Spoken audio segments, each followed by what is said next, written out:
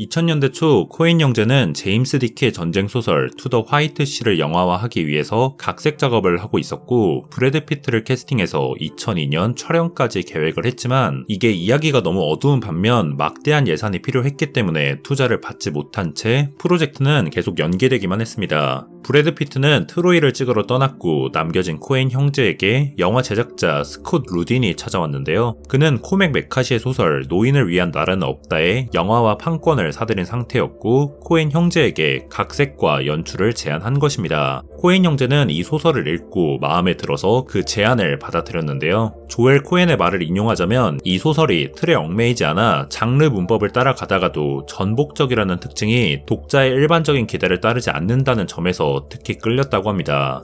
그리고 이게 코맥 메카시 소설의 두 번째 영화화인데 첫 번째 케이스는 1992년에 출간한 모두 다 예쁜 말들을 기반으로 만든 2000년작 영화 올 더 프리티 호시즈입니다. 소설은 대중과 평단을 모두 꽉 잡은 클래식이지만 영화는 로튼 토마토만 봐도 썩 토죠. 굳이 이 얘기를 왜 하냐면 아무리 좋은 원작을 영화로 만든다고 해서 당연하지만 그 결과가 반드시 훌륭하지 않다는 것입니다. 메카시의 첫 번째 각색 작품이 이랬고 나중 일이지만 카운슬러도 마찬가지로 소설에 비해서 영화는 영 좋지 않은 결과를 낳았죠. 코엔 형제도 이전 밀러스 크로싱에서 데실 해밋의 작품을 일부 차용을 했지만 소설을 그대로 각색하는 프로젝트는 이 노인을 위한 나라는 없다가 처음이었습니다. 실력 있는 각본가이자 연출가인 그들도 적잖은 긴장을 하지 않았을까 생각이 되는데요. 그래도 결국 그들의 진지한 접근 덕에 좋은 작품이 나왔고 이때 각색 내공을 쌓은 덕인지 이 작품을 내고 얼마 안가 찍은 2010년작 더 브레이브 역시 트루 그릿을 각색한 작품으로 이것도 엄청난 호평을 받은 작품이라는 것을 보면 노인을 위한 나라는 없다의 각색 경험이 좋은 영향을 주지 않았나 싶습니다.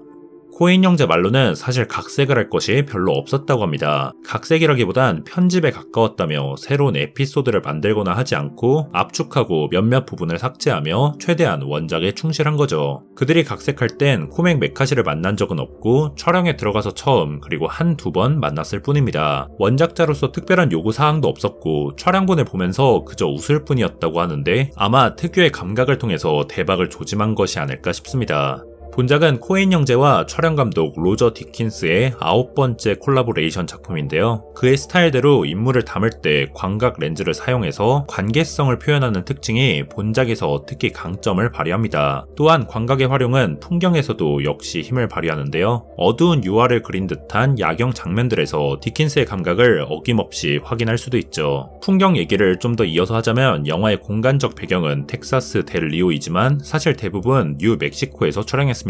미국 멕시코 국경 장면은 뉴멕시코에 있는 고속도로에 적절하게 세트를 지어서 촬영을 하기도 했고요. 영화의 공간적 배경인 텍사스를 떠나서 뉴멕시코를 선택한 이유는 풍경이 어느 정도 유사성이 있었고 무엇보다 세금 혜택 조건이 좋았기 때문입니다. 사실 텍사스 마르파에서 일주일 정도 잠깐 촬영하는 기간이 있긴 했는데요. 마르파는 외딴 사막에 위치한 인구 2,000명 정도의 작은 도시로 주민들도 촬영에 크게 신경을 쓰지 않아 노인을 위한 나라는 없다 팀은 걱정 없이 촬영을 진행했습니다. 그러던 중 어느 날 한창 촬영을 하고 있는데 저 멀리서 검은 연기가 치솟고 있었고 바람을 타고 와서 촬영 현장을 덮쳤습니다. 정체는 얼마 떨어지지 않은 곳에서 폴 토마스 앤더슨 감독의 영화 데어 윌 비 블러드의 유정탑 장면 리허설을 하고 있었던 거죠. 엄청난 양의 폭약을 사용해서 한두 시간 기다린다고 그칠 그런 연기가 아니었습니다. 당시 보통 필름 영화에서 70만 내지는 100만 피트의 필름을 사용하는 반면 이 작품은 25만 피트로 타이트한 예산 때문에 필름 길이까지 계산하고 있던 코엔 형제는 이를 꽉 깨물고 그날 촬영 스케줄을 접어야만 했습니다. 근데 이게 데어 윌 비 블러드 팀이 6달 동안 여기서 촬영을 위해서 마르파에 상주를 하고 있었고 그곳에 영화 제작팀이 머물 호텔은 3곳밖에 없었으니 아마 이 두 영화의 관계자들은 오며 가며 서로를 마주치지 않았을까 추측이 되기도 합니다. 묘하게도 후에 두 영화는 한 달 간격으로 비슷한 시기에 개봉했고 두 편 모두 당의 최고의 그리고 두 거장의 최고작 중 하나로 꼽히는 데다가 2008년 오스카에서 주요 부분을 놓고 서로 경쟁을 했습니다. 수상 실적만 놓고 보면 노인을 위한 나라는 없다가 각색상, 감독상, 나무조연상, 작품상을 휩쓸며 나무주연상과 촬영상을 수상한 데어 윌 비 블러드에 판정승을 하며 마르파 촬영에서 하루 피해본 것에 대한 나름의 복수를 한 편이라고 볼 수 있습니다. 본작엔 음악이 없는 것 같지만 사실 부분 옅게 깔려 있습니다. 음악 감독은 카터 버엘로 오 형제 어디에 있는가를 제외하고 코엔 형제의 거의 모든 작품에서 음악을 맡은 인물입니다. 본작의 장르가 스릴러고 할리우드 스릴러는 대부분 음악에 의존하지만 코엔 형제는 본작에서 음악을 최대한 줄이기를 원했습니다. 왜냐면 앞서 조엘 코엔이 소설에 대해서 언급을 한 것처럼 이 이야기는 일반적인 기대를 따르지 않는 게 특징이기 때문에 음악 역시 무슨 일이 일어날지 암시하는 역할에서 벗어나고자 한 것이죠. 동시에 조용함에서 오는 긴장을 극도로 활용하기를 원했습니다. 카터 버엘은 바이올린 등 여러 악기를 사용하며 이런 컨셉에 맞게 음악을 최소화했지만 그런 시도조차 영화에 잘 붙지 않아서 최종적으로 선택한 악기는 바로 싱잉볼이었는데요. 주로 불교에서 명상할 때 쓰는 때리면 띵 소리가 나고 문지르면 웅 소리가 나는 그 물건입니다. 이걸 주요 악기로 사용해 영화의 배경음은 물론 효과음으로도 적용하였죠. 영화 전체에 깔리는 음악의 길이는 다 합해서 총 16분 정도에 불과하다고 합니다.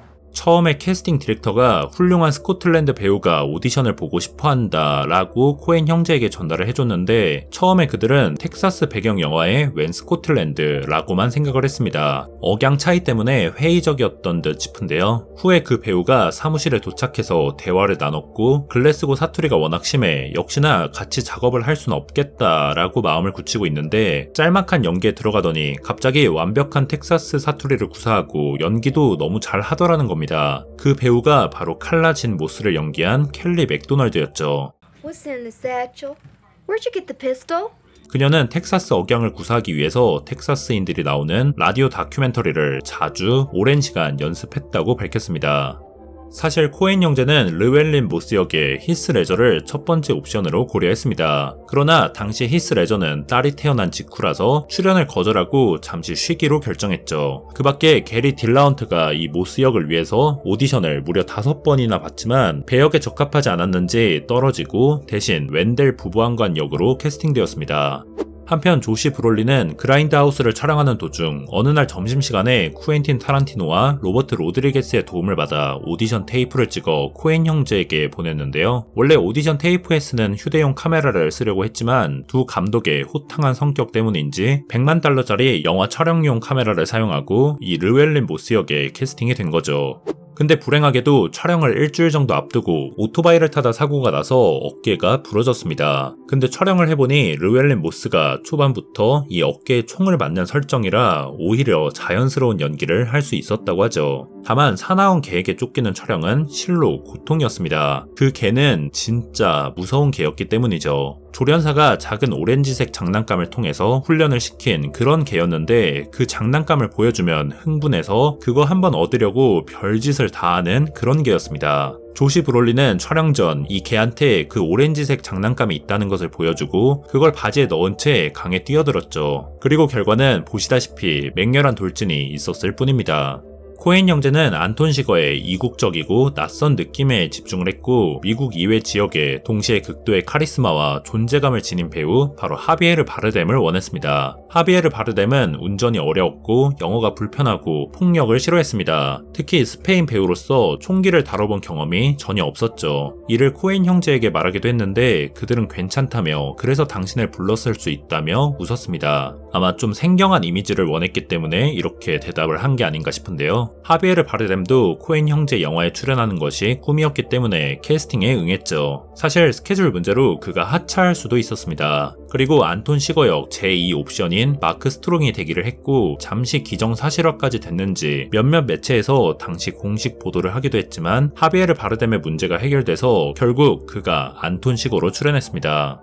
본작에선 그의 특이한 머리가 특징인데요. 1979년 텍사스 국경 마을 술집에 앉아있는 한 남자의 사진에서 따온 것입니다. 의상 부서가 조사한 자료 중 하나인데 코엔 형제가 보고는 이 소시오패스 안톤 시거 캐릭터에게도 걸맞겠다 싶어서 채택을 한 것이죠.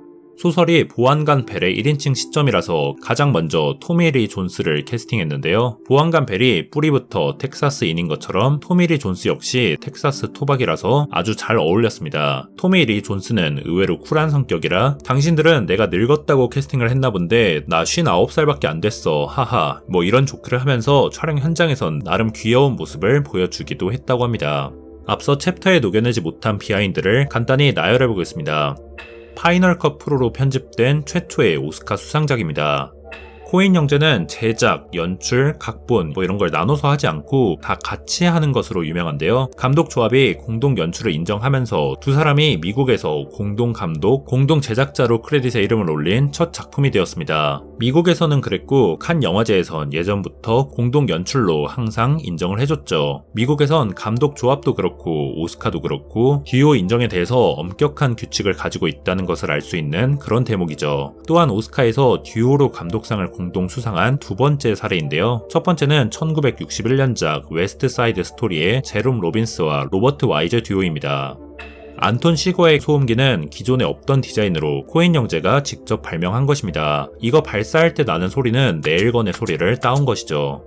파고를 본 사람들은 알겠지만 거기서 나오는 서류 가방이 본작에 나오는 서류 가방과 거의 유사하죠. 코엔 형제는 앞서 말했듯 허리띠를 졸라서 세심하게 본작 촬영에 접근했는데요. 변수는 바로 피였습니다. 보통 영화에서 설탕이랑 이것저것 섞은 그런 피 소품을 만드는데 사막에서 촬영하니까 벌레가 워낙 꼬여서 이런 문제를 해결할 수 있는 높은 등급의 피 소품을 영국에서 주문해야만 했죠. 갤런당 $800 정도였다고 합니다. 중간에 폭발이 발생하는 약국의 이름은 마이크 조스 파머시로 코엔 형제가 어린 시절 살았던 미니애폴리스에 있던 약국 마이크 조스 드럭스에서 따온 것입니다. 근데 그들이 세운 회사 이름도 마이크 조스 프로덕션스일 정도로 애틋한 추억이 담겨 있는 듯 하죠. 본작에서 우디 헤럴스는 카슨 웰스를 연기하는데요. 근데 소설에서 보안관 벨의 언급을 보면 마약 딜러들이 샌 안토니오에서 연방 판사를 총으로 쏴 죽였다는 그런 대목이 있습니다. 소설 배경이 1980년이므로 아마 1979년에 사망한 연방 판사 존 하울랜드 우드를 언급하는 것일 겁니다. 근데 그를 살해한 사람은 다름 아닌 우디 헤럴슨의 아버지 찰스 헤럴슨이죠. 당시 아주 유명한 히트맨이었다고 합니다. 우디 헤럴슨이 20대 초반일 때 찰스 헤럴슨이 이 사건으로 인해 종신형을 선고받고 ADX 플로렌스라는 교도소에 수감되고 본작이 개봉한 2007년에 그 교도소에서 죽었죠.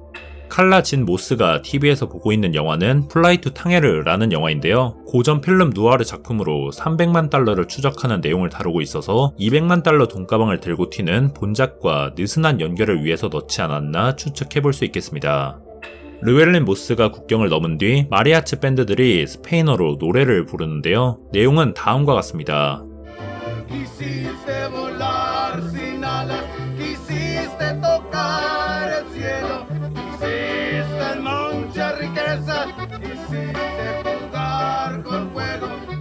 영화의 내용과 호응하는 측면이 있죠. 보안관 벨이 독백하는 마지막 장면은 원테이크 만에 촬영이 끝났습니다. 제목은 아일랜드 시인 윌리엄 버틀러 예이츠의 비잔티움으로 항해 라는 시의 서두에서 따온 것인데요. 예이츠는 과거 세대가 품었던 미래에 대한 열정이 1920년 당시의 젊은 세대에게는 보이지 않고 지난 세대의 지혜를 구하지 않으며 물질적 풍요에 취해 있는 모습을 개탄합니다. 단순히 요즘 애들은 인사를 안 한다 이런 차원이 아니라 인류에게는 시간이 만들어준 형이상학적인 가치들이 있는데 그것들이 갈수록 퇴화되고 있다는 것이죠. 그리고 이런 세상의 모습이 노인을 위한 나라가 아니라는 것입니다. 그리고 노인은 비잔티움으로 항해를 해야 한다고 말하고 있죠. 비잔티움은 지금의 이스탄불로 예이츠가 찬미했던 영원한 예술은 성 소피아 사원을 가리킵니다. 그는 노인들에게 현실의 시간에서 벗어나 영적 존재로 가기를 이 시에서 제안하고 있는데요. 근데 여기서 노인은 단지 현재 늙은 노인뿐만 아니라 과거를 아우르는 세대라고 볼 수 있습니다. 영화의 마지막 장면 벨의 두 번째 꿈에서 벨보다 20살 어린 모습으로 나오지만 아버지는 그에게 있어서 노인인 것처럼 말이죠. 그 꿈에서 벨은 밤에 눈 덮인 산길을 달리는데 그의 아버지가 말을 타고 횃불을 든 채 그를 앞질러 갑니다. 서둘러 가신 어둡고 추운 곳에 불을 밝히고 도착하면 자신을 맞으시려고 하나 싶었지만 그때 그냥 꿈에서 깰 뿐이라고 말하죠. 비잔티움이 오직 예이츠의 시에서 이상의 공간으로만 상정되고 항해의 실현이 불가능함을 역설적이지만 스스로 암시하고 있습니다. 1980년에 보안관 벨 역시 마약, 살인 같은 강력 범죄가 들끓지만 그것들이 딱히 무슨 동기도 없고 인과적 설명도 불가능해서 과거의 가치들이 앞길을 밝혀주길 원하겠지만 그의 꿈대로 횃불을 보지 못하고 꿈에서 깰 뿐이죠. 이 영화는 제목뿐만이 아니라 초반과 후반에 나레이션을 통해 열고 닫으며 담담하게 전달합니다.